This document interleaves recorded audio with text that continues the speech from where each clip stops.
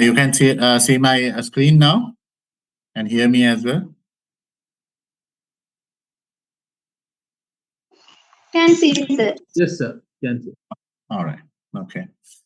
So today, our discussions on all the markets are over, right? Then we basically looked at risk management, some concepts.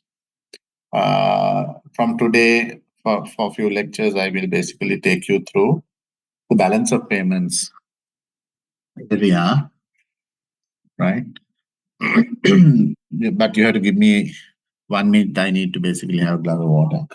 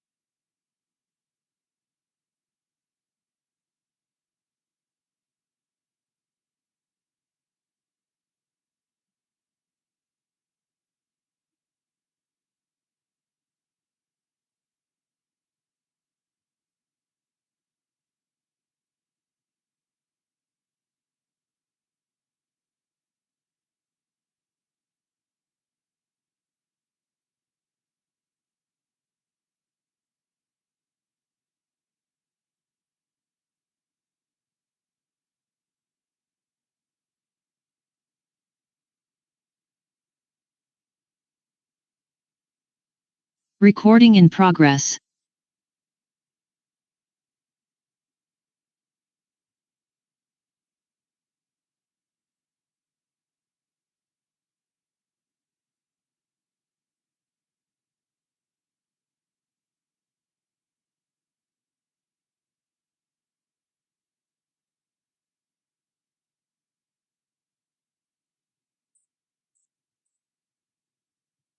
Okay. Yeah.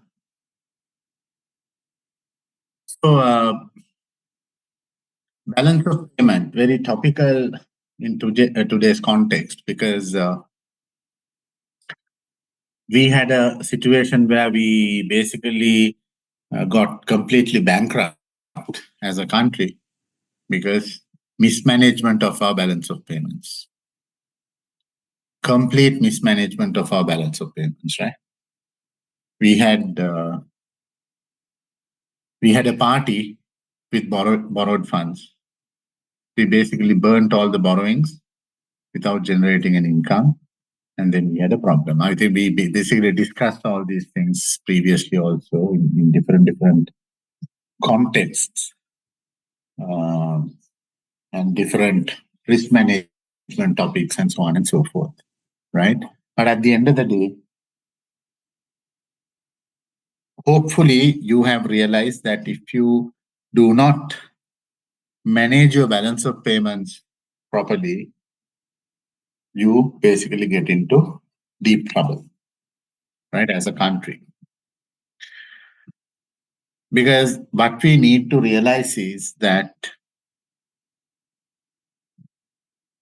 country can have a lot of money,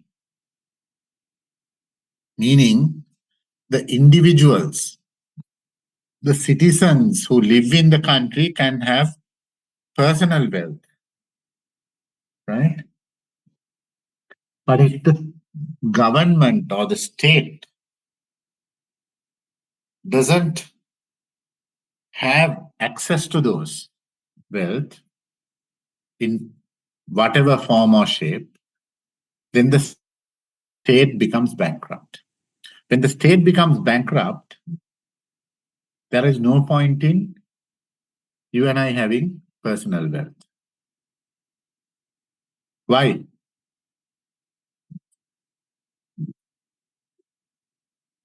Hmm? Do you understand the statement I just made?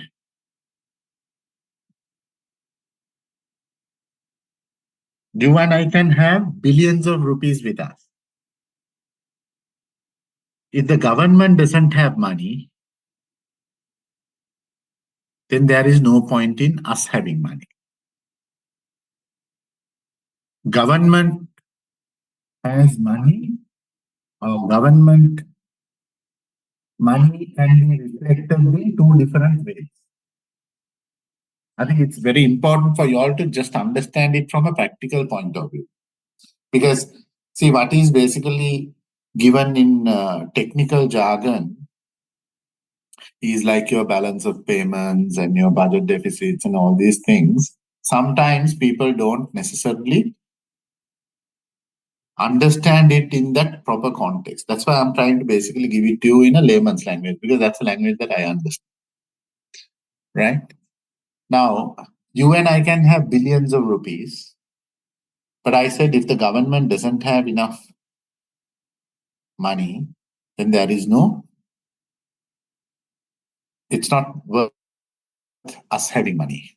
Because for the government or for the country to,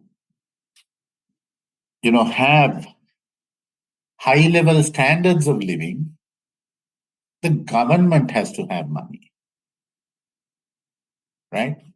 Unless, of course, everything under the sun is privatized.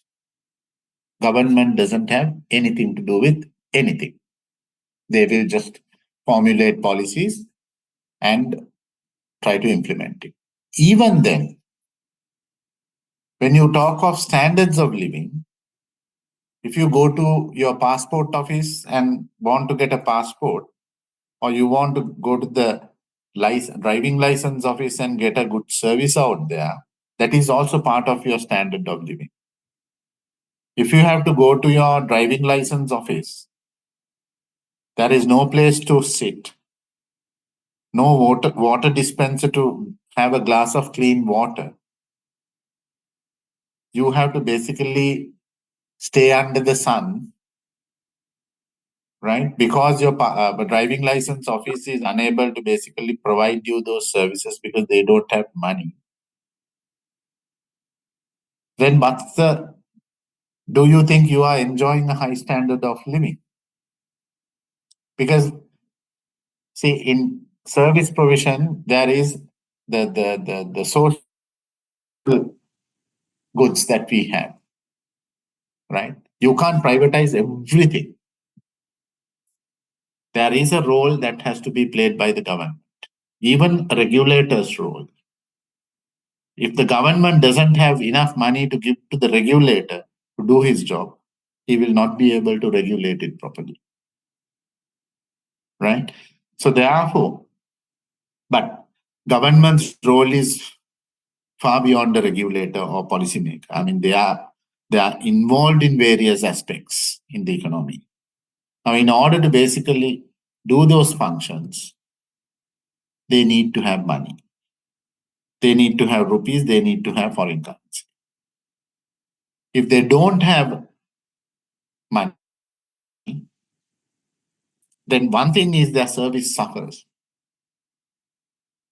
But also, they basically influence the economy and factors in the economy in such a way that even though they are not directly involved in some of these activities, such negative influence that comes into the economy basically makes our life difficult. For instance, if the government doesn't have enough revenue to meet their expenses, how do they make revenue? I mean, in countries like Sri Lanka, they don't earn royalty. They have to basically depend on tax income. Or else, how do they currently meet their budget deficit? Through borrowings, right? So if they don't have sufficient income in terms of non-borrowings, they resort to borrowings. The more they borrow, higher the crowding out. You have learned those terms. The more they borrow, the higher the interest rates. Ideally, I mean, that's how demand and supply works. Higher the interest rates, they get trickled down to the local interest rates in the markets, and higher the local interest rates in the market, our life becomes hellish. Because investments then reduce, growth will suffer, and so on and so forth. That's on the rupee side. Even on the dollar side, if we do not have sufficient reserves, I mean, despite the fact that, say, suppose everything is basically imported and exported using private sector, there has to be a certain role played by the state in managing some of these small economies, right? If the private sector decides on a free-floating basis, the exchange rate should be basically determined by the market forces and market forces only. In a small economy like us, I mean, many times in the world, they have shown that external forces can really, create havoc in local economies through imported inflation or speculative attacks and so on and so forth, right? So there has to be certain controls that are there in the market. We can't have a free-floating market since we are still a developing market. But at the same time, if we are to basically maintain certain stability, there has to be enough buffers to do those. I mean, I'm not saying basically intervene in the market and convert the exchange rate direction into a different direction. But at least for some sanity to prevail, there needs to have some muscle with the state. Now, how do they basically build up their reserves? Through positive balance of payments. If we don't have positive balance of payments, then it will impact the exchange rate in the market, the volatility of the exchange rate in the market. Volatility will create uncertainty, excess volatility will create excess uncertainty, and so on and so forth. Right? So therefore, I'm basically giving you a preamble to the topic. For us to have a good standard of living in an economy, balance of payments is a very topical factor, right? Any country who doesn't enjoy or have a stable balance of payment, I can guarantee you, have a very tough time for the citizens. Okay, so therefore we need to basically understand this very well, and then everything that we do, we have to basically look through the eyes of this particular aspect, because there is a big debate at the moment going on. What is the big debate at the moment going on?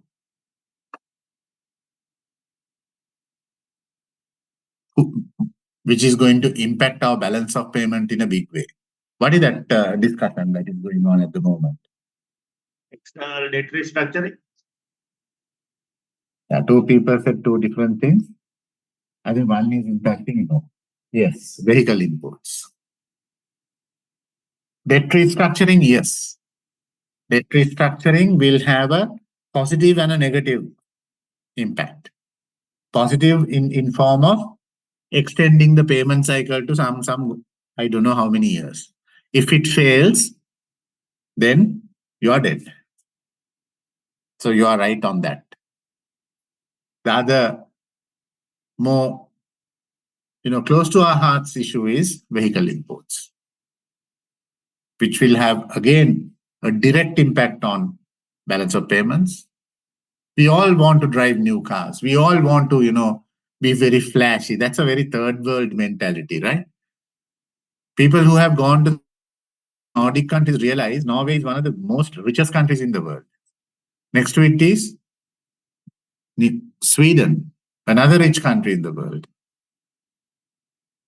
But if you go and look around there, if you walk around or you travel around in those Nordic countries, or Denmark for that matter, the houses are very, very standard.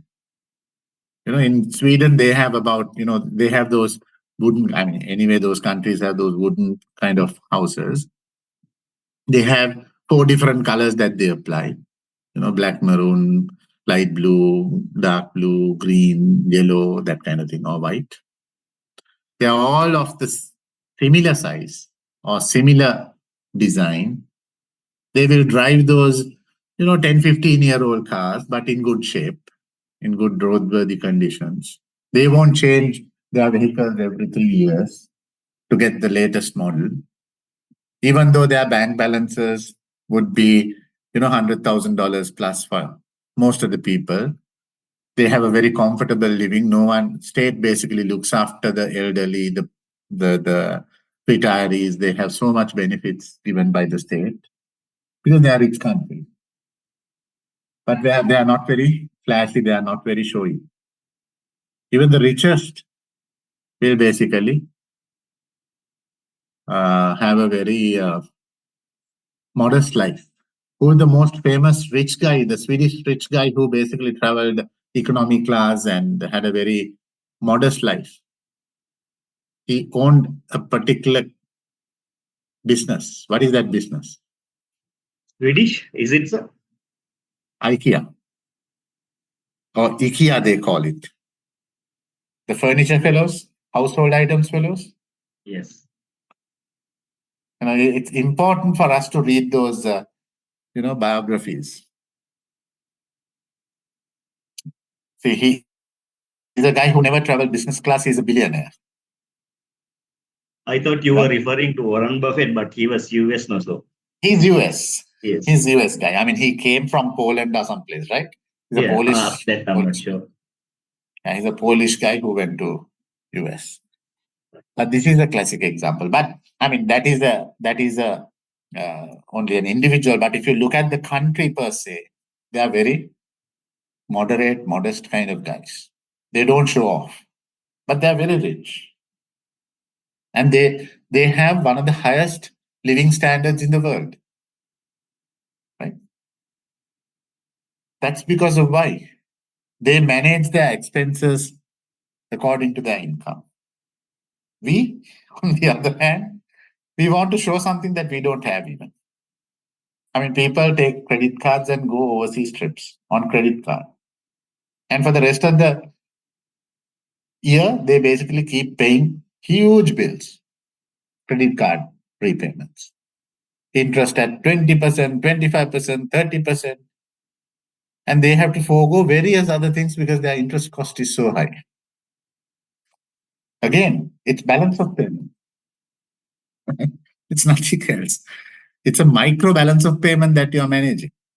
So likewise, so by definition, balance of payments records all economic transactions in goods, services, and assets, liabilities of the country with the rest of the world for a specific period of time. I mean, definitions are fine, but it's all about how much you earn in dollars, how much you pay in dollars, what is the difference between the two, and that is your BOP, right?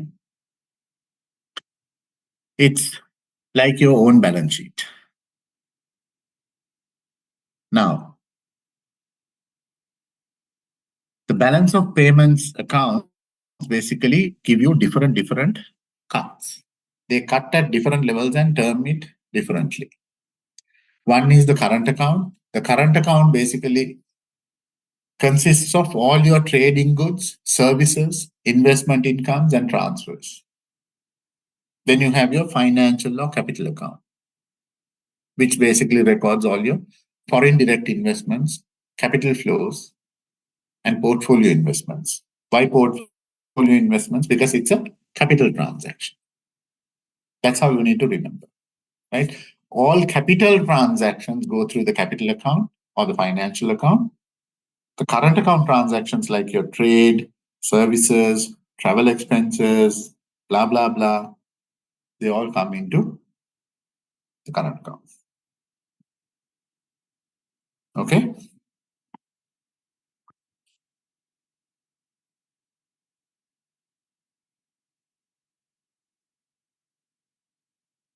So they say in a floating rate exchange rate, this is a pure float exchange rate, the current account will mirror the financial account because whatever happens in the current account, if there is a, like if you go bank, if there is a trade deficit, then it will basically get mirrored through some other adjustment, right? Either through borrowing or portfolio investment or whatever, right? Because if you have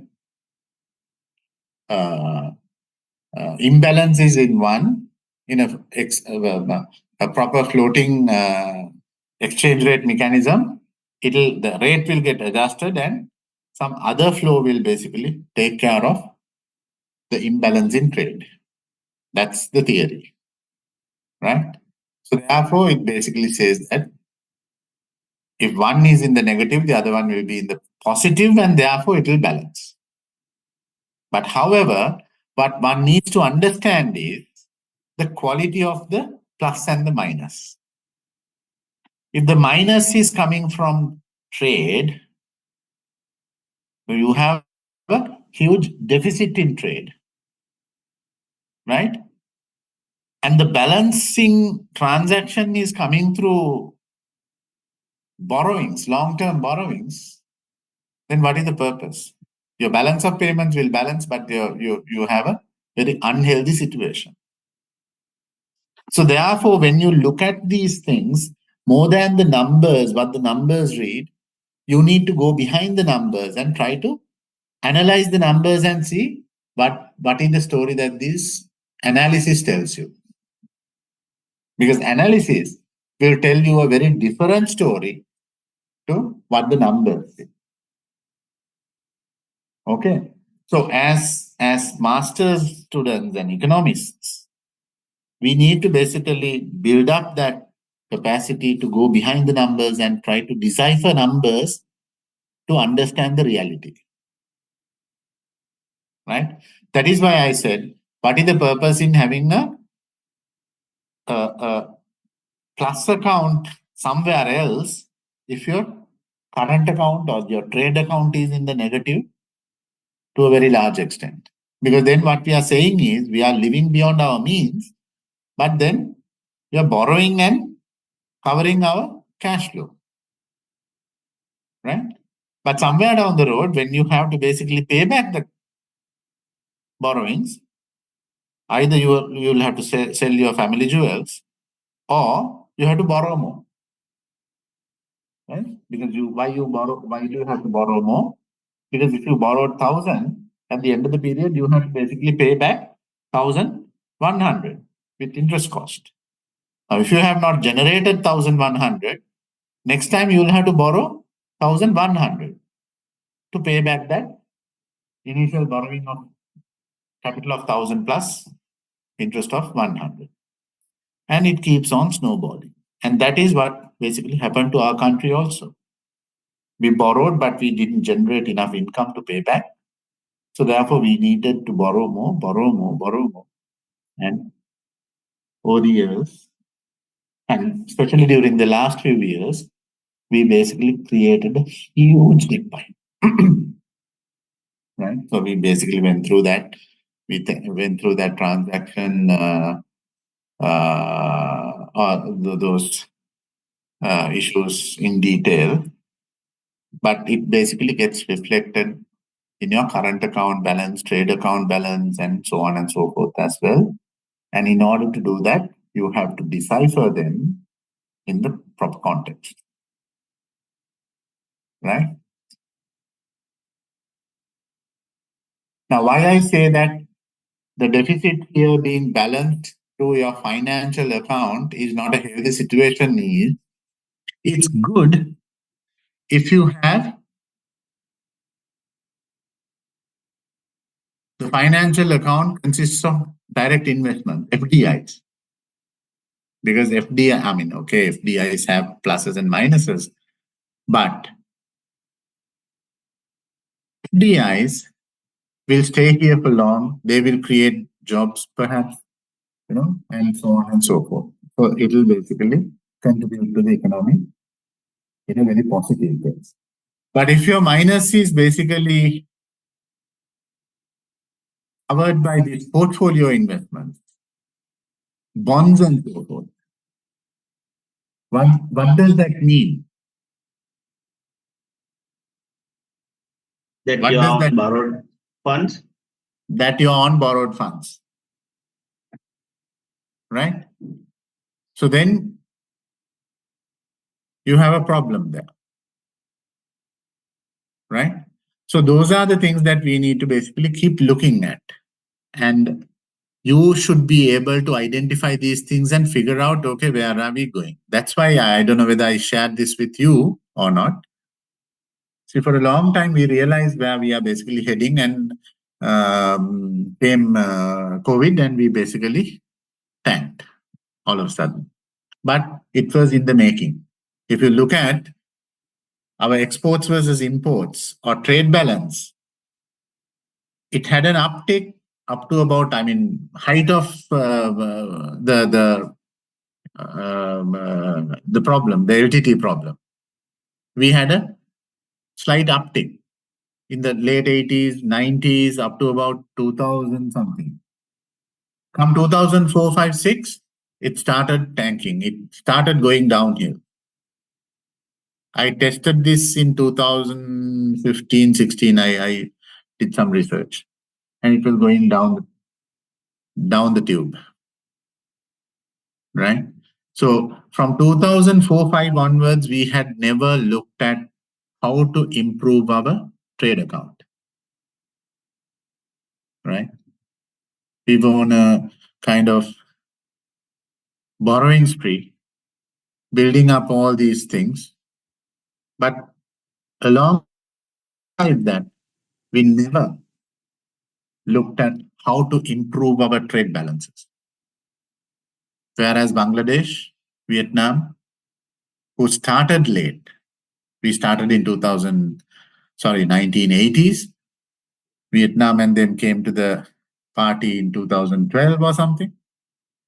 Bangladesh also around the same time, right? But they have gone leaps and bounds ahead of us, and we are basically trotting along, right? So, And even India was started much later than us, no, sir? Yes, India opened their account in late 90s, whereas we opened our accounts in the early 80s, right? But again, I can, there were pros and cons in our opening of the account also. But the fundamental problem is we did not look at our balance of payment the way we should. We always looked at the last number and said, this looks fine. But we never went beyond or underneath or beneath the numbers to analyze the numbers and see what are the qualitative aspects of these numbers. Right?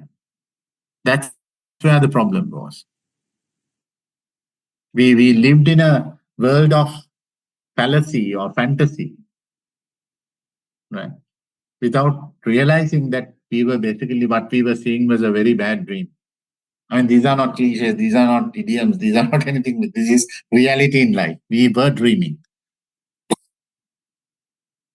Right? So you need to basically, I'm reiterating this aspect because we want to change the way we think. Don't go by just the surface. Scratch the surface, go underneath and try to understand what it is. Because one of the biggest problems that in our education system also is that we don't try to teach them in the simplest form. Certain things we can't. A swap is a swap. I can't basically explain it in a different way. But there are certain other things, like that's why I said, the way we live and the way we the country lives is more or less the same. We live on credit card, country lives on borrowed funds. What is the difference? Right? So that's the reason. So this whole picture is important. Individual items is even more important. Okay.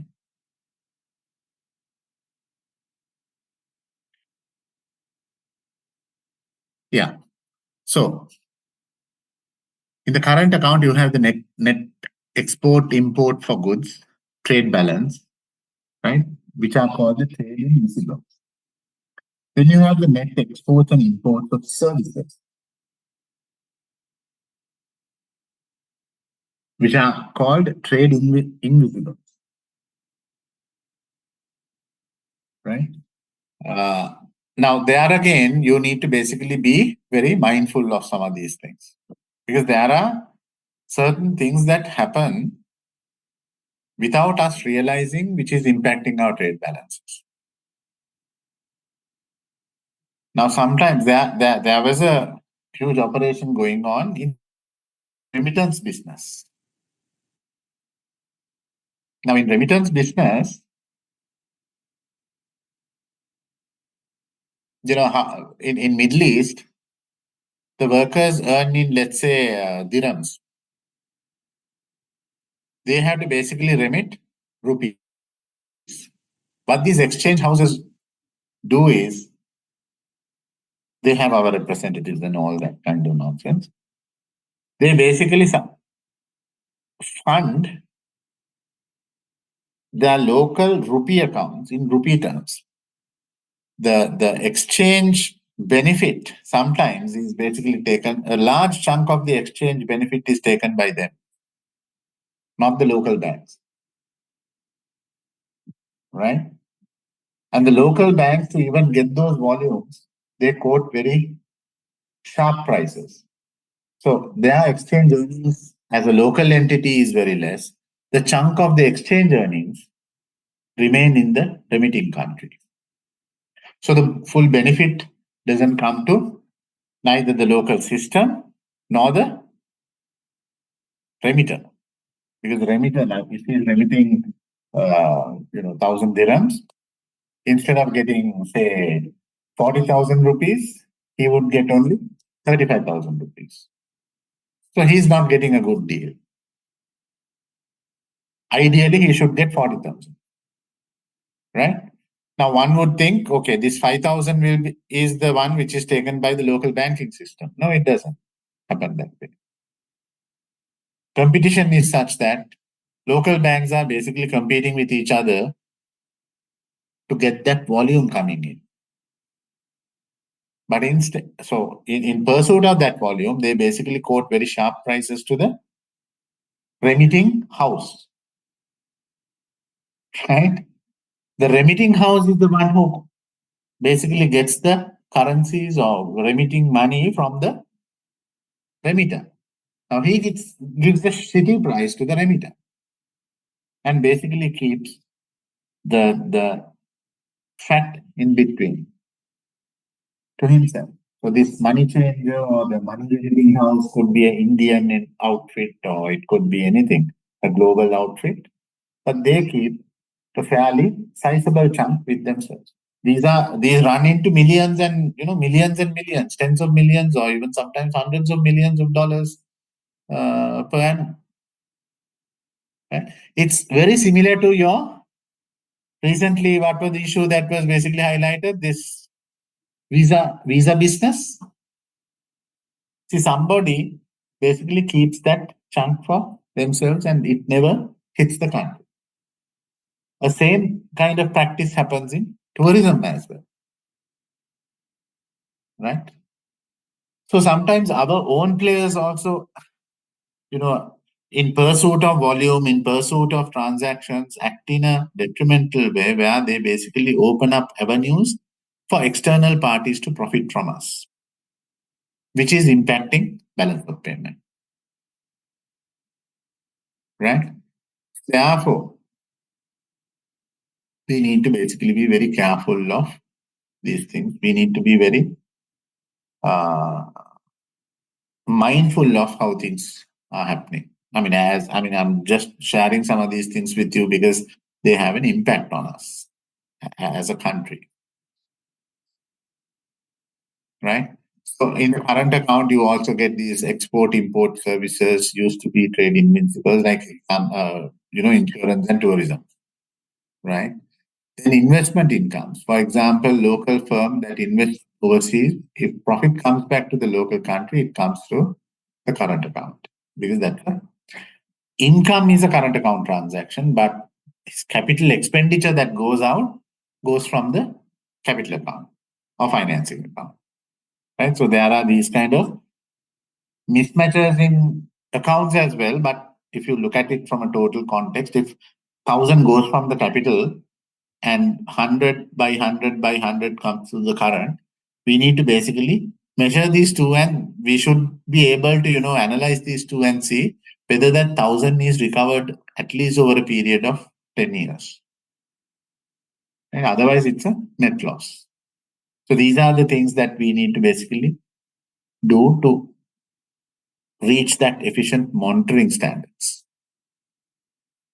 Then transfer, for example, local currency transfers, and this is a debit on the current account. That is a normal transfer. Like say, if you are basically going overseas, or if you are basically sending money to your child who's studying overseas, that goes through the current account channel.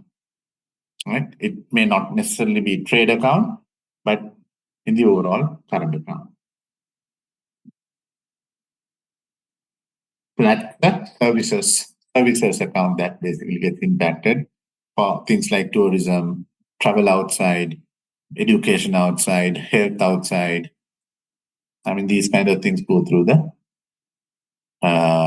services account, right? So if we are to basically increase our services account transactions, meaning if you want to basically get the best healthcare in Singapore, what do we need to do as a country? It basically comes down to our discussion on whether we have money or government has money, right? So if we are to basically improve our standard of living by being able to, go to Apollo Hospital in Madras or Mount Elizabeth in Singapore to get good health care, as a country, what should we do?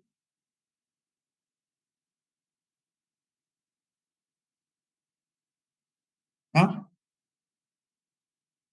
We should have disposable foreign currency in our current account. We should have disposable foreign currency in our current account. Yes. So ideally, they should come through which part of the current account? Either services or trade. Right? Services or trade, yes. So it shouldn't basically come through our financing account for sure. That's what we've been basically doing all this time. We've been basically borrowing from overseas and happily, going on foreign trips and foreign healthcare and educating our children overseas, all that. Because individually we have local currency to basically do those things. But at a country level, we didn't have enough foreign currency generation for us to have that lifestyle. Yeah. So that's why it's very important that, there is a proper understanding of the fact that just because I have rupee balances, billions maybe in my account, I may not be able to, at a country level, I may not be able to enjoy some of the benefits or some of the luxuries that I think are my rights. Because I see even today, people talk of we are unable to, enjoy a new model of a vehicle and things like that. Right? We can't say that because as a country, we are not in that situation to enjoy a new model of a vehicle, even though I may personally have enough wealth to buy that new model. Right? So there is a huge difference between the two, and we need to understand that. Is through balance of payment. Unless our balance of payment situation or the current account situation or the trade account situation improves drastically, we will not be able to enjoy those luxuries. This is what I want to emphasize on.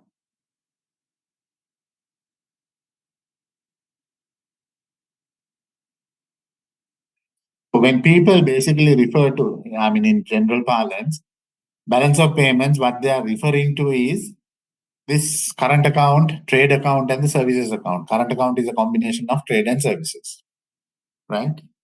And sometimes it's basically used for the trade account alone, right?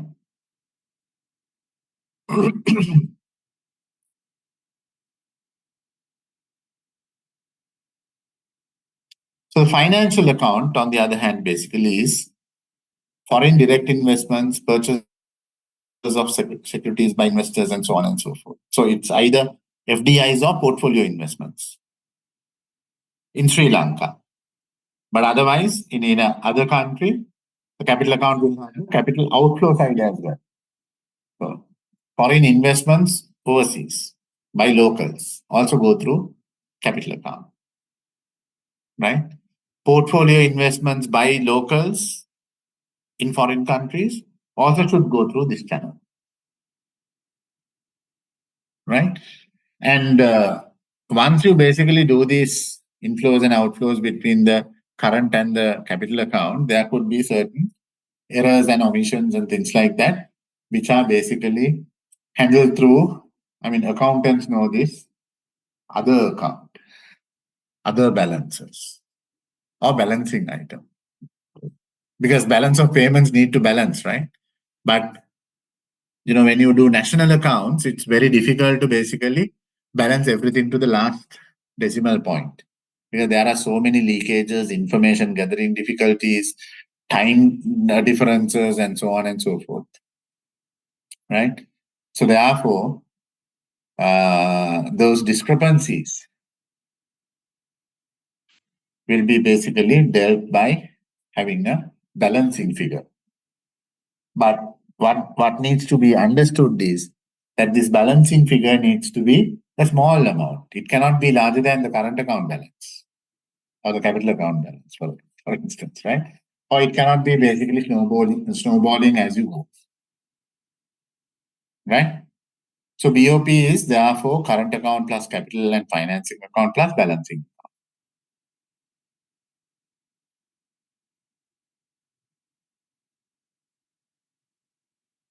Okay.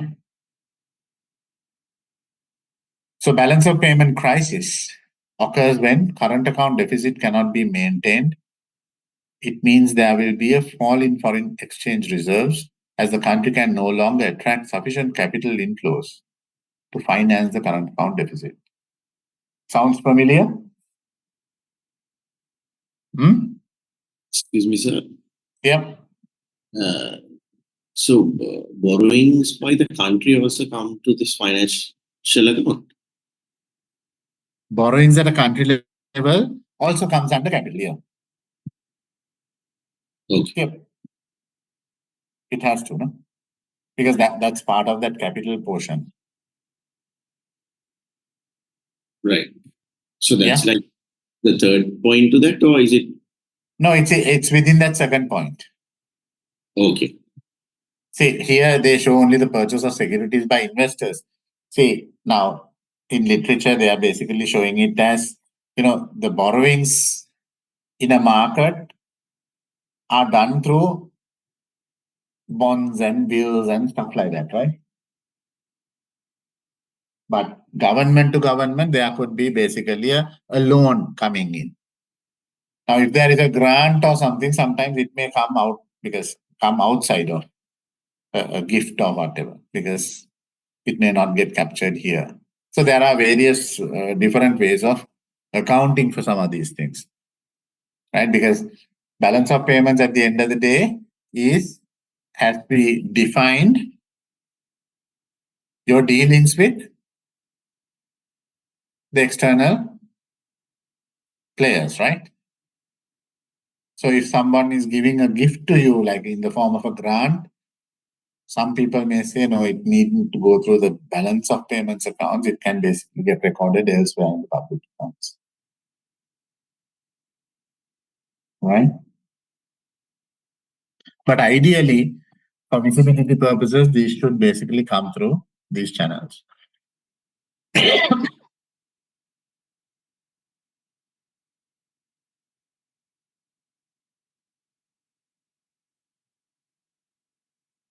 Okay. So balance of payments crisis is when we don't have enough inflows to manage our outflows, right? So if I ask you this question, yes, we had a trade account issue, a current account issue, right? Now, where have we basically got our solution?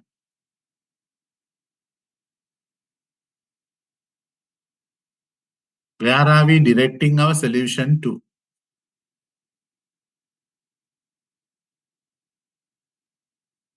Restructuring debt. What are we basically tinkering with? Which side of the account? Is it the current account that, sorry? Capital accounts. Capital accounts, right? But ideally, which side should we basically work on to get a sustainable solution? Ideally, it should be the current account where the tradable sector should expand Yeah, and the services. services. So these are the little things that you need to basically understand in these solutions. And when people say that it'll, okay, this crisis will raise its head after 4 years, the sustainability of the solution, is it a political gimmick or is it a sustainable solution, depends on the solution itself.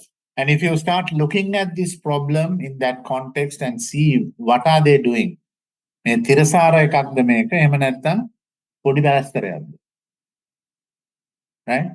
For you to understand that, you need to understand the workings of this balance of payments also, right? So what they are doing is, now they can't borrow to fill the gap. So they are trying to reduce the spend, not on import side or not on trade side. They are trying to manage the outflow. Of course, I mean, we basically initially put a stop to the import outflows as well. But now they're talking of opening the lid and all kinds of things. But if you really look at our solutions, had they come from trade inflows or services inflows, increasing trade inflows or increasing services inflows or reducing services outflows or reducing trade outflows, now that would have basically given us a more sustainable solution. But instead, and that would have taken time. I mean, we have to agree on that, right? A current account adjustment on the rate side, trade side or services side would take a longer time. Once done, it's sustainable. But a quick solution could be basically brought about from the capital account side. What did they do? They can't basically borrow in, so they can't get inflows coming into the balance of payment on the capital account side. So they are trying to basically delay the Repayment. The repayment. So by delaying the outflow, they are trying to have a reasonable balance in the short term. In this period. So that's a solution. Now, is it a stable solution or not? As economists, you and I have to basically understand that aspect. So this is what we need to basically learn. Right? On top of delaying the payments, aren't they trying to refinance the debt, like so that they can go on borrowing, like the recurring debt level increases? See, they by can do it gaining in the access to- local borrowings, but they can't do it in international markets yet, no? Because we are still a junk bond. Yes. So we can't do that in the international market. We are basically doing it in the local market, where if there is an equitable tax policy, and I mean, see, those are the things that we need to basically think in terms of what could we do in this economy from a macro point of view, right? So instead of borrowing in the treasury bill and treasury bond market, ideally, it's like your personal finance at the end of the day. Are you going to live on huge loan balances, or what is the loan balance versus your income mix should be for you to basically have a good night's sleep? Unless, of course, you are basically insensitive to the bank borrowings that you make. You know, me being a banker for 30 years, if I have some debt, even to a friend of mine, I mean, it bothers me. I don't want to be in debt. That's a primary policy that I have in life, because it becomes unsustainable in a way.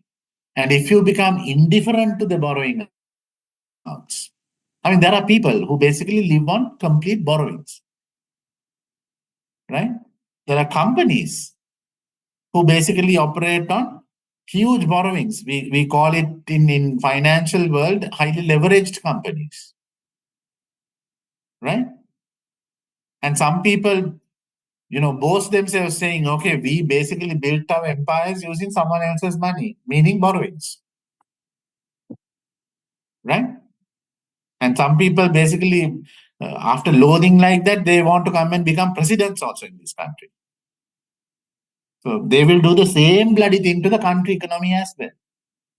So why I'm basically going on and on these things is because this thing is living. This problem, this balance of payment, this borrowing, lending beyond our means is a current occurrence in the economy. And we need to understand who are the people who are basically talking in those terms.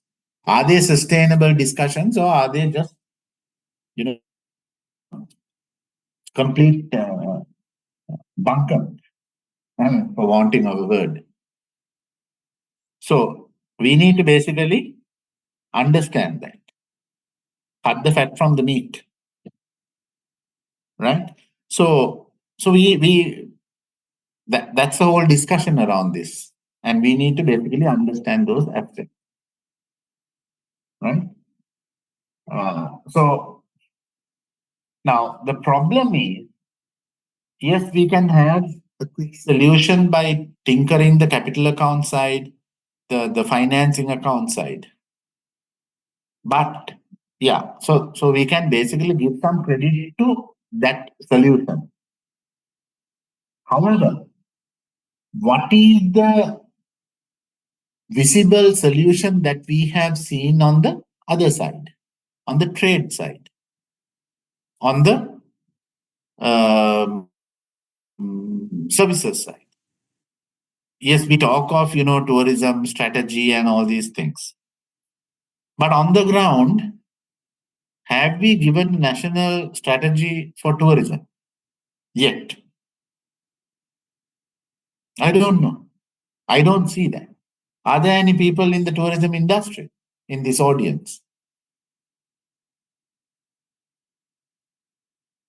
No tourism industry people in this audience, in the class? I didn't think when I was basically checking your background. We don't see, I mean, we are talking about trade pacts and things like that. It's good. But is it happening fast enough? Why are we taking 2 years to have a trade pact? Can't we fast track that trade pact to be completed in 9 months?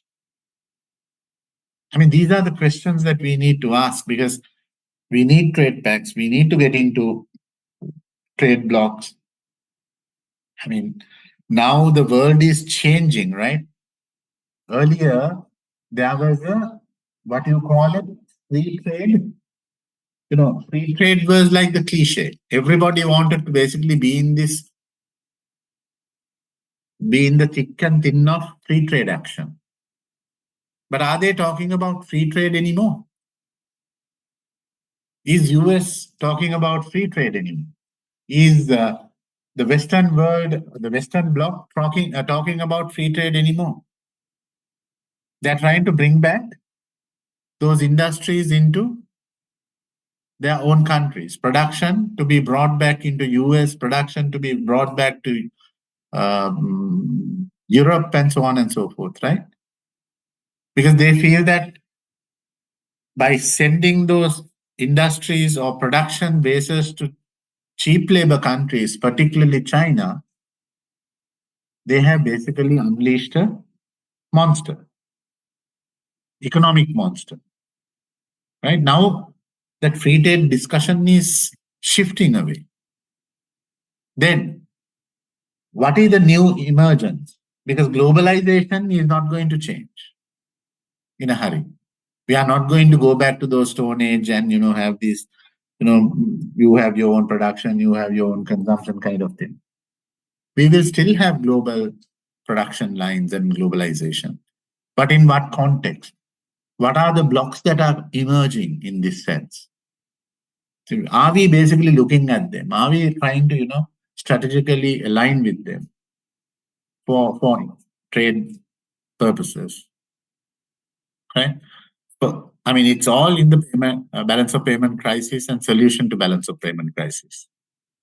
Right now, here we say devalue the currency and slow down consumer spending on imports, usually by causing recession and things like that.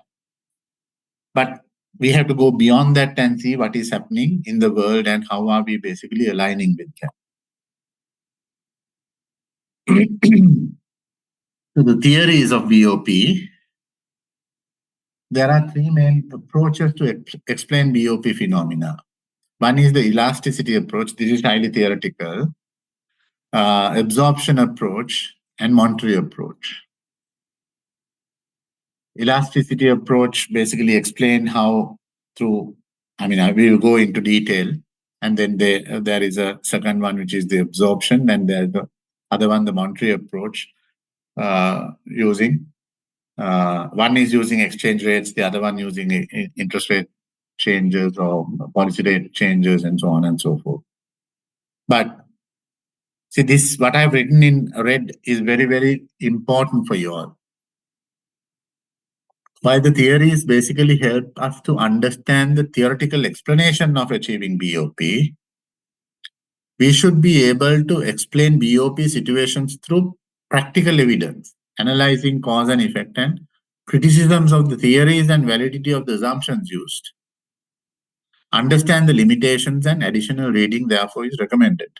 Now, why I say that is, yes, the theories basically explain you, okay, if this happens, this is what the outcome is. For instance, the theory would say, if there is a balance of payment crisis, the elasticity approach might basically say that, okay, you devalue the currency, right? Make exports cheaper and increase exports. That's what the theory says, right? But if there are other factors impacting this, such as trade blocks, geopolitics, the current trend of changing free trade narrative. How do we basically understand that? How do we basically position them against that? These are the more important questions, the practical approach, because otherwise the theory alone is not going to help you. And that is the reason why I say, whilst now going back to this discussion of balance of payment crisis, when you basically analyze a solution, you need to basically analyze the solution in proper context. The context is, what is the world order? What is happening there? There is a whole discussion about it. And the changes that are being implemented or that are being proposed, are they basically aligning with, or are they addressing the broader economic order that exists in the world today? Right? If they are not, are these people doing the right thing? So as economists, we should be able to, think a little bit more on the future as well. Because we should see the rights and wrongs that are being done today from a results point of view in the future. That's why I said, when we look at those graphs of exports versus imports or trade balance versus GDP, when they are going downhill, we know that somewhere down the road we are going to get stuck. So current trend and future result, we need to be basically able to understand that. Okay. Yeah.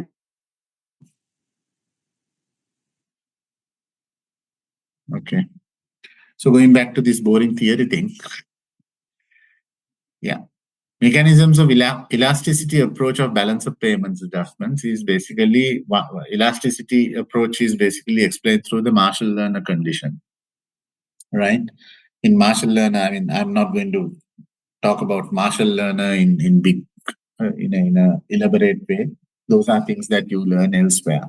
It's not part of my coverage, but what you use over there is applicable here in explaining the elasticity theory of balance of payments, right? So Marshall-Lerner condition basically takes certain examples or certain assumptions into account, and then basically say how exchange rate and the cost of production or cost of exports and things like that,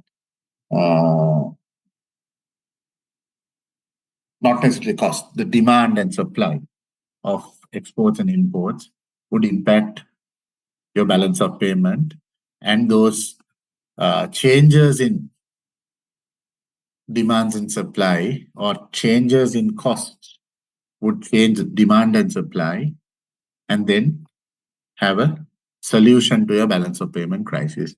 I mean, in simple terms, if you basically devalue your currency, if you have a balance of payment crisis, you devalue your currency, your cost of production goes down, or rather your cost of production basically doesn't get impacted, but your price paid by the importer becomes cheaper, right? And then therefore there is a better demand for your product, and then you will increase your exports and get out of the problem, right? That's what this theory is. Then there are certain assumptions to that, because what if your export doesn't have a high elasticity of demand? Then what happens?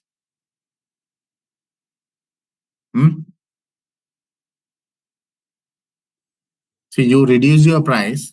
What is elasticity of demand? Price elasticity of demand.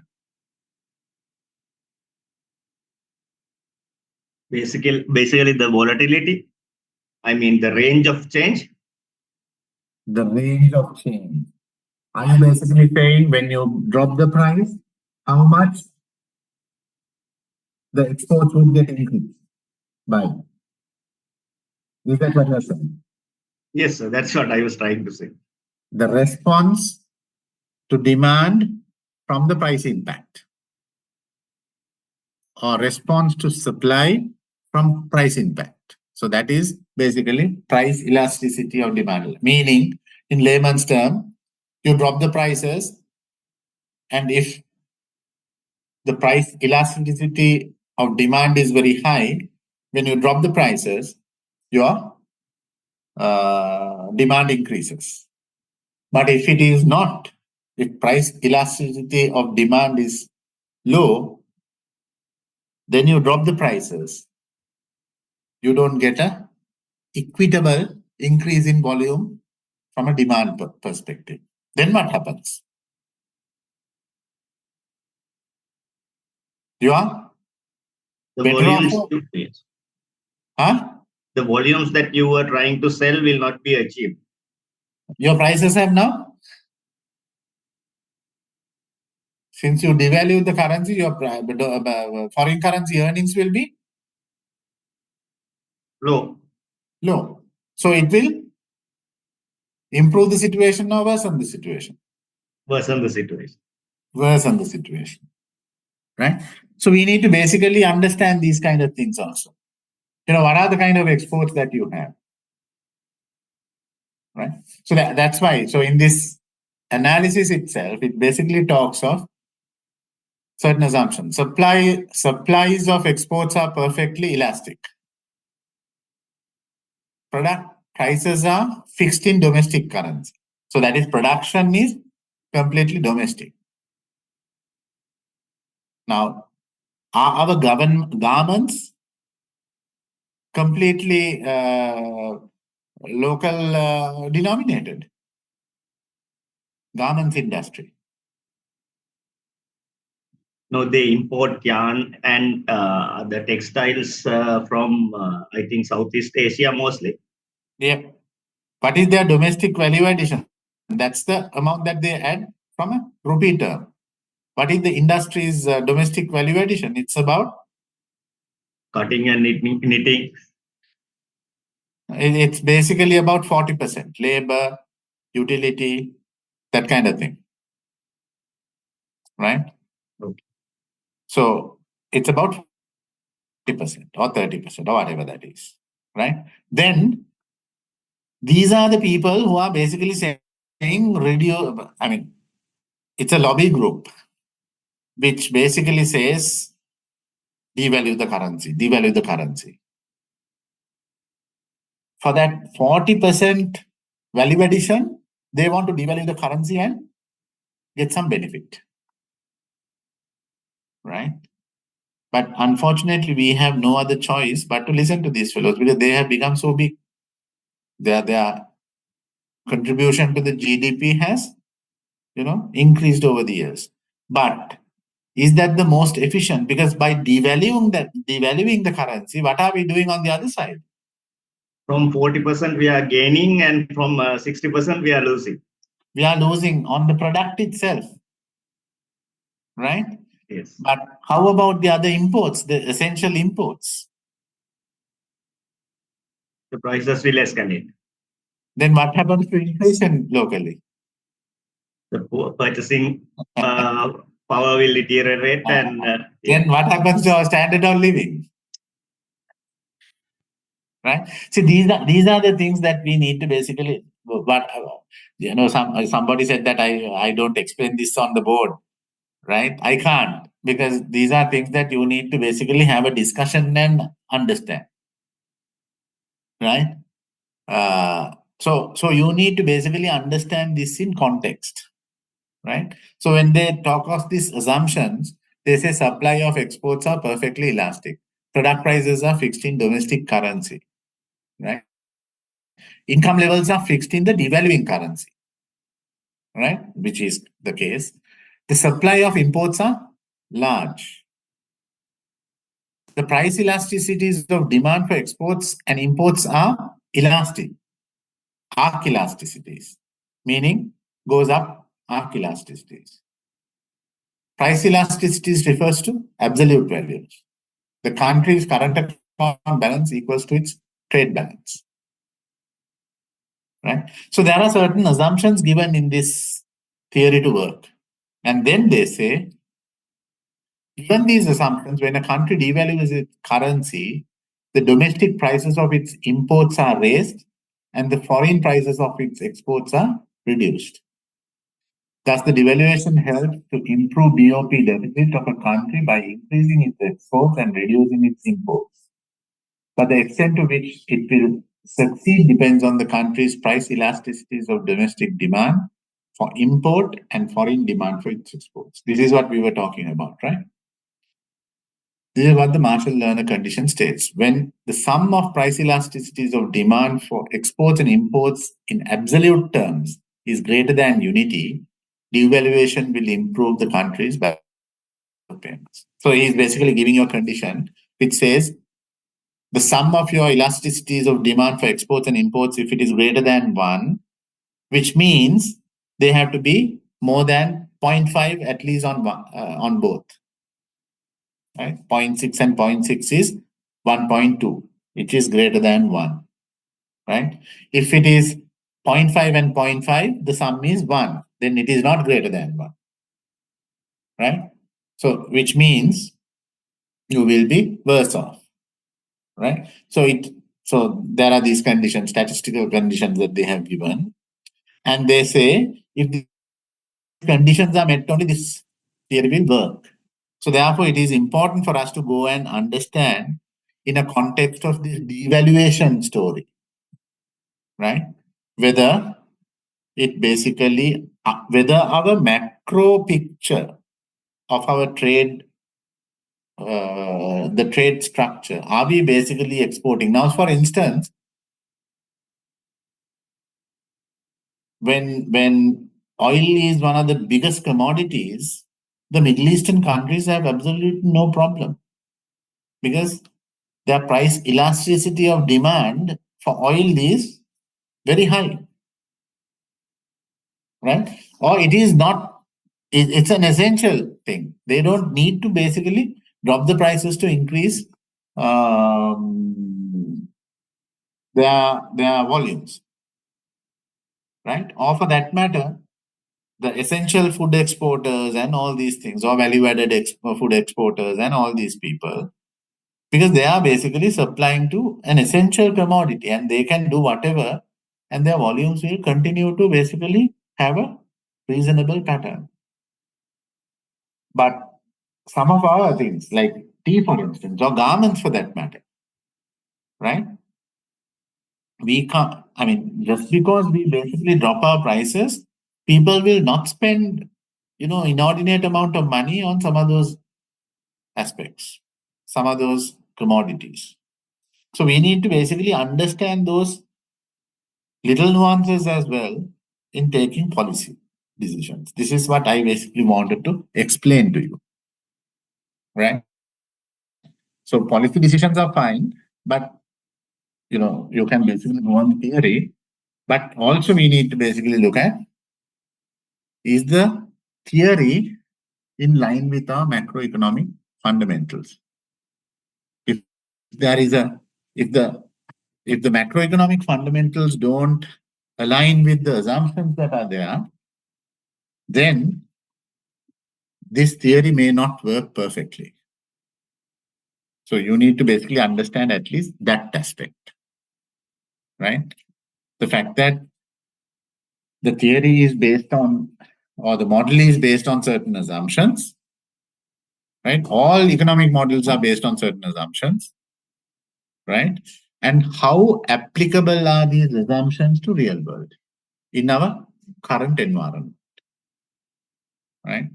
So that analysis has to be done by economists when we basically make decisions based on these theories, right? Okay. So if the sum of price elasticities of demand for exports and imports in absolute terms is less than unity, devaluation will worsen the BOP. That you understand, right? Because price elasticity of demand basically talks about if you reduce prices by X, your demand for that good needs to basically go more than X. It has to grow more than X. Then only your devaluation will have the desired impact in volume growth and therefore the net income that you generate out of it.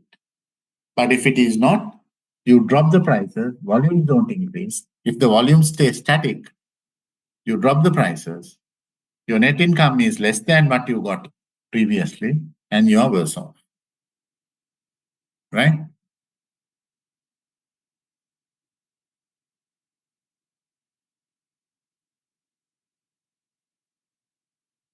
So the devaluation therefore reduces the domestic prices of exports in terms of foreign currency. With low prices, exports increase, blah, blah, blah, it's the same thing. So the extent to which they increase depend on the demand elasticity for exports. It also depends on nature of goods exported and the market conditions. So in a global recession, if we drop our prices in our garments and in our tea, we may not be able to get the desired impact, because just because the prices are dropped, if the consumer economy is going through a recession and they are basically getting redundant and losing jobs and so on and so forth, just because the prices dropped, they are not going to increase their consumption in some of these non-essential items. They are not going to, buy so many clothes if they don't have a job, right? Or they are not going to increase the amount of tea that they drink if they have lost their jobs. So therefore, you need to basically make sure that when we take these policy decisions, they are taken at the right time, so that it basically derives the desired result.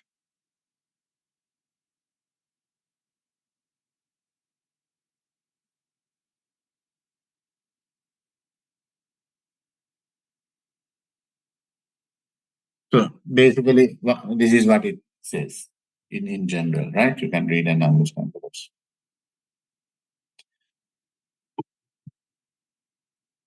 So devaluation has also the effect of increasing the domestic price of imports, which will reduce the imports of goods. Turner theory. But by how much the volume of imports will decline depends on the demand elasticity of imports.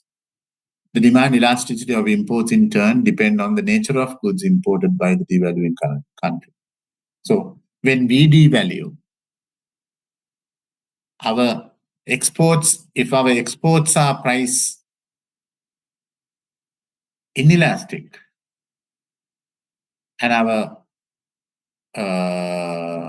imports are also price inelastic, then what happens? Through devaluation, we basically get a double whammy. Do you understand that? No matter, we devalue and our exports are price inelastic. What does that mean? Just because the prices go down, consumption doesn't increase on the export side. So that is basically price inelastic demand. On the other side, our imports are also price inelastic. Just because the prices go up, the consumption doesn't drop, because what we are importing are essentials, right? I mean, there'll be a certain reduction. People will go starving and things like that, but we need to have our food.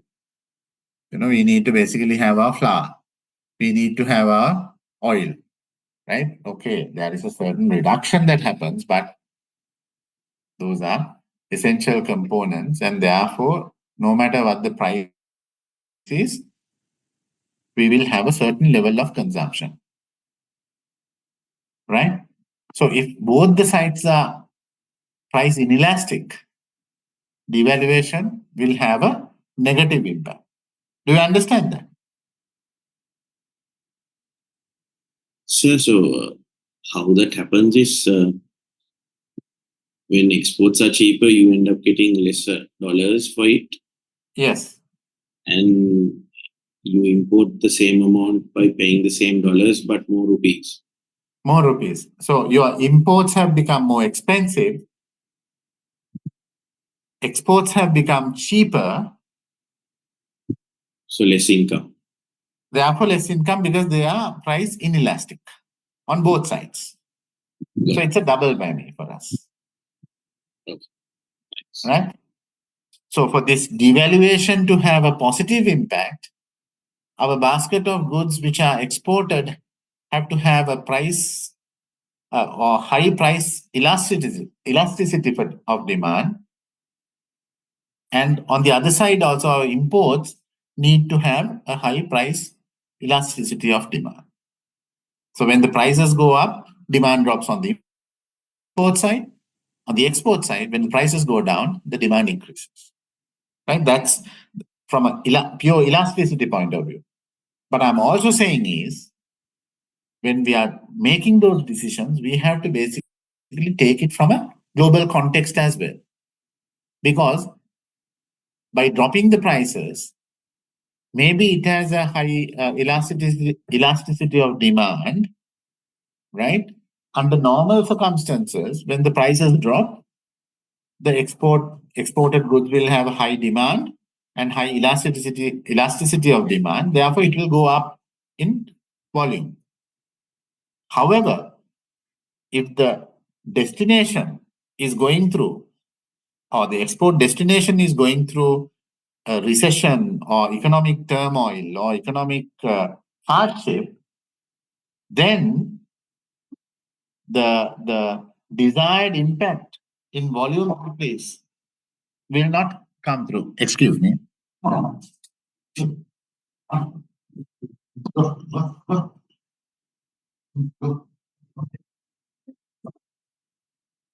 Yeah. So we need to basically be mindful of that aspect as well. So when you are taking policy decisions, you need to basically understand whether this desired outcome will come because of the elasticities issue. But even with the elasticities are in favorable direction, we need to understand the global context, right?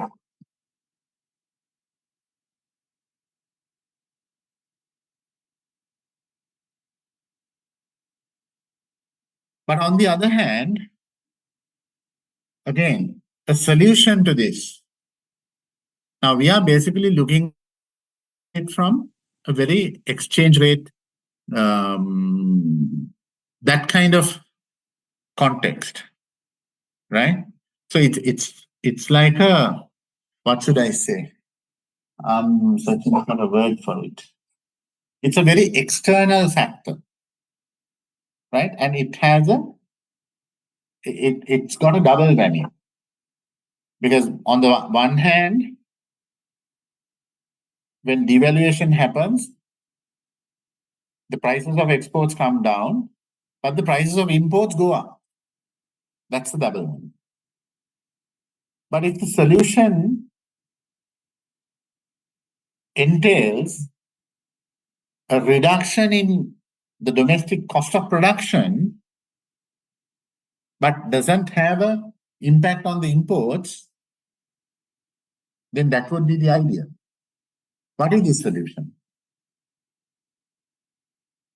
How do we basically bring down cost of production? We have to manage the costs of factor input, at least from the domestic front. How do we achieve that? We have to manage cost of living, right? We have to manage inflation. Is, yes, inflation at the surface, yes, it's a parameter. It's like acceleration, right? We are talking two different things here, acceleration and speed at which we are going, right? Just because acceleration drops to 0, if our speed is maintained at 200 kilometers an hour, then when the car is moving too fast, right? Do you understand what I'm trying to say? Inflation and cost of living is like acceleration and speed, right? Inflation means, or what inflation talks about is the rate at which price levels are increasing. But cost of living is price levels, period. If price levels are at a very elevated state, and we say inflation is under control, we are just bluffing to ourselves. Because just because inflation comes down, it will not reduce our cost of production. Okay, it will reduce the financing cost to some degree. But the bigger problem that we have is cost of production and cost of living. No one talks about cost of living now. right? Post-COVID, cost of living has gone through the roof. Inflation went through the roof. And as a result, cost of living also increased. Now inflation is under control. And we are basically saying 3 hearty cheers. Governor is very, he's the hero. But our cost of living is gone through the roof, and we are basically, what is the other parameter that we should be looking and we are not looking at? How much below the poverty line? How many people have fallen below the poverty line? Right? We are talking of inflation, but we are not looking at the poverty index. Because poverty index has a direct impact to cost of living. I mean, there are other parameters as well, which should basically tell you how high our cost of living is. Right? So how can we basically bring down our cost of production when our cost of living is so high? Our factor inputs, electricity is one of the most expensive in the region. Other utilities, very expensive. Maybe telecom and some other things are a little cheaper compared to other parts perhaps, right? But in general, most of the costs or factor inputs are very costly in Sri Lanka, right? And then the labor, therefore, is very costly. So all these things basically come into the picture when we talk of this elasticity, right? So exchange rate devaluation or using exchange rate as a tool is an external thing that we are basically manipulating to bring about some sanity to somebody. But it is not. Yeah, go ahead.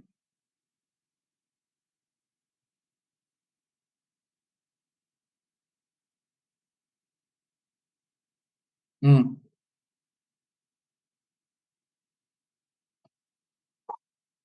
Yeah.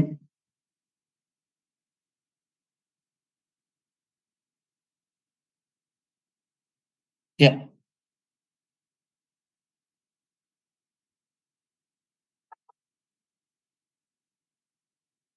Yeah. You can't reduce salaries. That's what you are trying to say.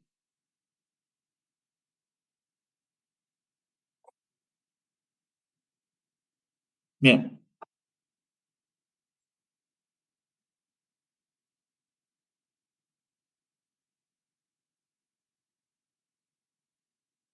Yeah. Yeah. Why didn't it help? That's where the issue is. Why was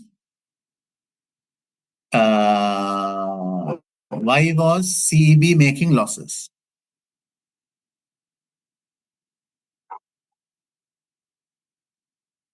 Why were the costs high?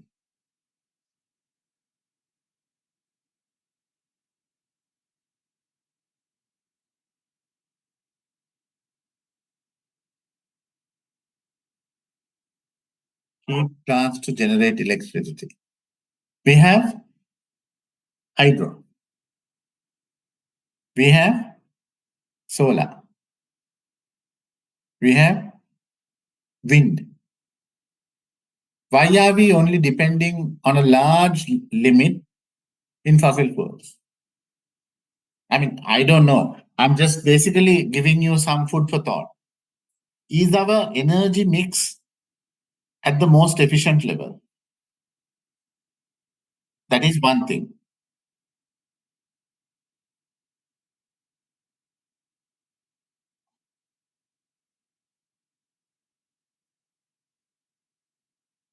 Yeah. But that is when peak production, right? That is at peak production. When the rainy season is there, but throughout at an annual level, are we at that? So that is one aspect of it. Then the other aspect is wastage in terms of, are we basically running these power generating or utility companies at the most efficient level? The salary, the staff, are we at the correct level? Right? Are we utilizing the most efficient labor techniques to manage the labor cost. I mean, we know that, ports, Ceylon Petroleum Corporation, CEB, they have so much of excess labor, right? Now, just for change a street lamp, how many people come there? In a developed country, to change a street lamp, bulb or whatever, you have the driver and the vehicle. That's all about it, right? But we are basically using those areas, we are making them inefficient also in a way. And then we are saying increase increase the cost. Then production, the financial management, they basically supply to somebody and they don't pay, right? They have the same problem on the other hand. The petroleum corporation is making losses because CB is not paying for generation. So there are so many kind of wheels within wheels which are not functioning most efficiently in the utility sector. Look at the food, the wastage, right? Are we basically trying anything to basically address those things? That's my question. Look at middlemen, how much? I mean, rice production. Is the farmer getting a good farm gate price? No. But is the consumer paying a reasonable price for his salary, rice? No. Who's basically taking it? Some middleman in the middle who has a monopolistic power, and he's making billions and billions and billions. So how can you basically run an economy like this? This is what I'm basically trying to get at. Everything is through devaluation. What about the efficiency improvements? So power is only one side of it. I don't know. We can basically discuss. I mean, what do you think about it? The others. I mean, do we have the same feeling? Because I feel very differently. We are not basically looking at improving efficiency and reducing costs on most of these cost of living indices. We are not even looking at them. Look at how much the middlemen, the businessmen, take off from this whole value chain without adding much efficiency to the whole process or value to the process. Are they basically plowing back enough into increasing productivity? Do we see that happening? So these are the bigger macro questions that I'm asking. Basically, with this high level of state-owned enterprises, this rent seeking and filling the employees with their political henchmen, that will be, I mean, that will be an inherited problem with the system, right? Yes, it is. So that is only one side of it. But the other side of it is also not necessarily the state sector. Now the rice side is few monopolistic or oligopolistic approach by the middlemen, right? Do you think the farmer get a decent price for his produce? But we are paying 200 rupees per kilo or more. The middleman is basically going and buying 747, 777s and 787s, and that's the next level he wants to operate at, right? And here the poor farmer and both the consumer is paying through their nose. So there is a problem in the system itself, and they are not addressing it in any shape of. That's my observation.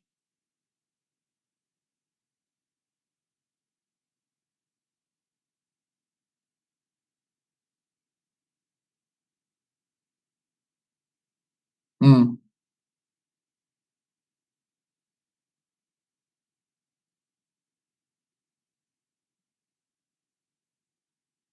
Mm.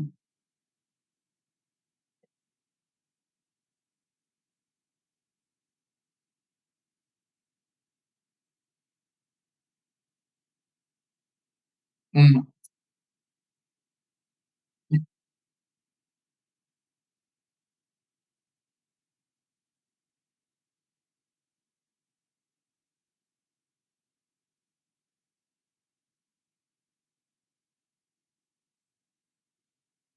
Yeah, yeah.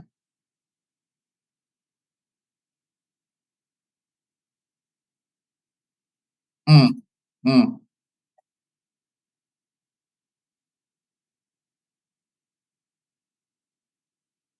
Mm. Mm. I'm not too sure. Yeah.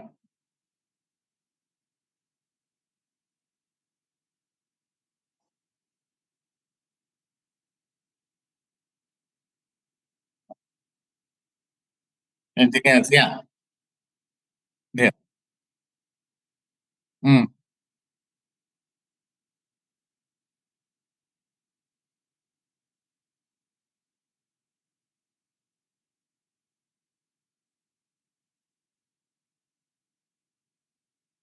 Yeah.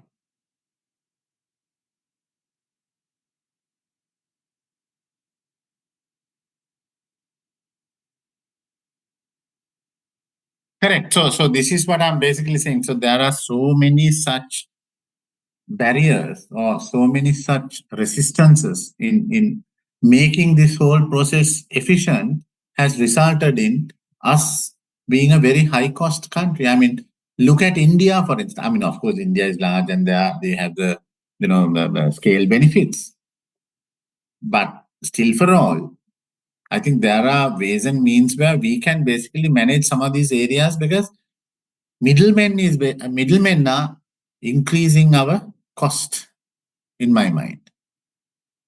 There is no proper, at least, okay, fine, they can increase their wealth, whatever. But then there has to be a proper mechanism for them to basically, the state to basically get taxes and then redistribute it. Right? I'm not talking of a welfare state, but at least they should be paying their due taxes to the government, and if the government tax machine is working properly, then through various other mm, you know mechanisms you can start create some impact on reducing cost. I'm not talking really of subsidies as such, but some kind of benefit to the people so that their burden is lessened. But that those kind of things are not to be seen. This is what I'm trying to say. Everything what we are doing is basically increase prices, increase to the consumer without looking at improving efficiencies. Like, you were talking about, the energy side, right? But are we basically doing enough to look at the internal energy generation efficiencies? Are we doing enough? Is my question. I mean, there are solar projects. Are we basically utilizing those solar projects? Of course, there will be technical difficulties. I know that, the transformer system or, downstream energy distribution networks or, what load balancing issues are there and so on and so forth. Right? But those are not insurmountable problems. And there is so much money available in the form of grants or long-term aid or whatever for this transformation at the moment. Are we doing anything to tap those things and do um, uh, appreciable change in that mix? I mean, I'll give you a personal example. I have a 20 kVA solar power generation in my roof, right? And I pay only 183 rupees as my bill. My unit usage is about 500 units a month, which would have basically gone to about 60,000. Right? I don't think LECO is basically making a loss out of it. I'm on net metering. I'm on the previous net metering cycle. So, but what I'm trying to say is maybe that per unit price is high there. But if we can reduce it both ways, we can, because if I'm getting my generation is less, or rather my cost or my income for my generation is less, then my cost is also reduced. We can basically provide it to the others who are not generating at a lesser cost, because my generation cost is only my capital expenditure, right? So these kind of things, I don't see a national level discussion on these kind of things. That's my concern. Electricity is one side of it, but food is a big thing. Transportation is another big thing. I mean, are we basically shifting as a country to mass transportation? We try, we fail, we go back to our vehicles. So much of inefficiency is on transportation. So this cost of production angle is not basically looked at enough. That's my feeling. We can basically debate over that. Food for thought, right?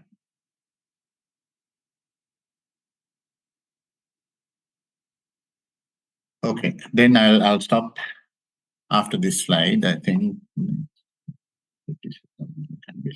Yeah. So what this Marshall Lerner conditions also talk of is the J-curve effect.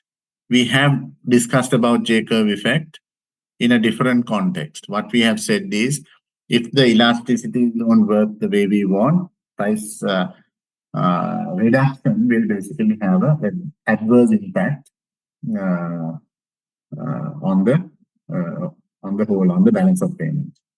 But there is, even if there is elasticity, when prices drop, the demand adjustment takes time. So when demand adjustment takes time, initially what you get is a lesser income, because the same demand has not adjusted because you drop the price initially. So the revenue that you get is less. Therefore, it goes down. And after demand adjustment comes into play, only the net income is going to go up. So it will be like a hockey stick or like a J-curve. And that's what it basically talks about. But for it to happen, that fundamental requirement needs to be fulfilled, which is the price elasticity of demand has to be greater. Right? So then the other thing is also when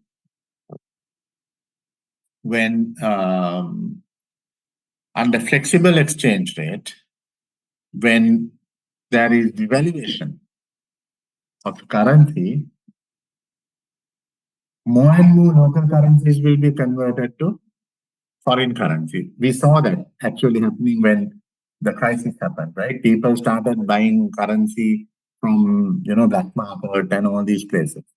And that basically added to the pressure that was already in. So more people were converting rupees into dollars, and at least as a store of wealth, right? Now that's the currency market effect on devaluation. So you basically try to, devalue and come to a particular level, so that you come to an equilibrium state where you have, reached a certain exchange rate and expect the volumes to increase and then get a positive return. But because of this other impact on more and more people try to, jump in the bandwagon and convert their dollars, or rather rupees into dollars, there'll be an excess of supply coming in, excess of rupee supply coming into the market, and the devaluation target will be overshot. Because if your target was to come to 325 from, let's say, 250, you would end up at 400. So then your whole, the targeting parameters will basically go for a toss. And then it will basically have an adverse impact like the J-curve. right?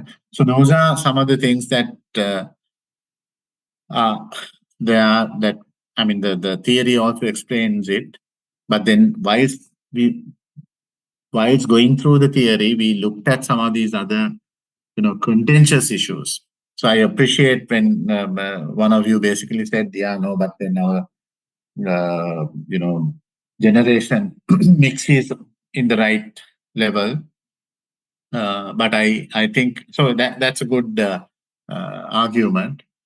We need to maintain that, renewables at 60 or 70 or whatever. If it can go to 80%, it's even better. But at the same time, we need to look at whether there are other avenues to improve the efficiencies of the cost of production, and then bring about that benefit to the balance of payments, not necessarily through monetary adjustments, but through real productivity aspects. Because that improvement through productivity is something like, say, for instance, I don't know, I have not done any research on this, but look at Japan. Now they have a problem of deflation. But if you look at their efficiencies of production, they are at the highest level, right? So maybe that their over efficiencies have basically created a different headache for them. But for me, I think that's a better headache to have than the other side, right? So you have basically two sides to the coin, so you can argue either way. But on balance of payment discussions, I think it's high time for us to look at not only the monetary side of things, but also the productivity side of things, and see whether, I mean, they don't change overnight, they don't have an impact overnight, they will take time to improve, but at least the discussion needs to start. Not only utilities, but also like the agriculture side, the food side, all that, transportation side. There are lots of inefficiencies embedded in these things. I mean, look at the wastage of food or harvest from farm gate to the supermarket or wherever. And there is so much wastage. Now, they all add on to the cost, but very little being done on those aspects. So whatever is wasted, they say sometimes it's 30% wastage. That 30% gets added on to the final consumer's cost. That's the easy way of doing it. But at the end of the day, that elevated cost of living is impacting our competitiveness, right? When it impacts our competitiveness, it impacts our balance of payments. This is the cycle that I'm trying to basically explain. So we have to have a discussion on, or the government needs to have a discussion, or the society needs to have a discussion, the economist needs to have a discussion on how to manage cost of production as well. Because we seem to be taking the easy way out. Covering inefficiencies, we basically jack up prices and then show profits. When we see profits, we say, oh, very good. But the repercussions that come through that action is felt somewhere down the road. This is what the concern that I have. All right. So let's basically stop there and take it forward from that point onwards. So just, since we have 5 minutes or 4 minutes, you all are the ones who basically ask what's the kind of style of questions and things like that. Now, these are the type of things that we need to basically look at, how to basically link the cause and effect, understand it from a different perspective and so forth. Now, it is not on the slides, But if you basically take down some of the nodes, you will basically understand the trend that I'm trying to build. Right? So try to basically do it that way, because I can't be writing everything here.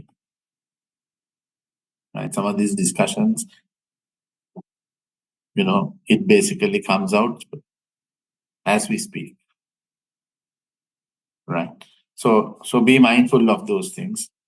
The discussions are going in that. I mean, that is the kind of style that I'm basically looking at. I want you all to basically have that debating kind of mentality. It's very good. I mean, you're questioning. I like that, questioning of, okay, shouldn't we do this, that? Yes, we should. We may be basically better in one area, but there could be other areas that we need to look at differently. So think about those things. Any questions? Anything else?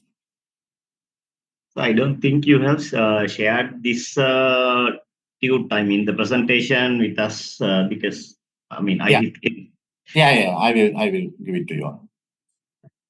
I will put it on WhatsApp group. Huh? Okay. All right. Thank you. Thank you. Thank you, sir. Thank you, sir. Thank you. Thank you, sir.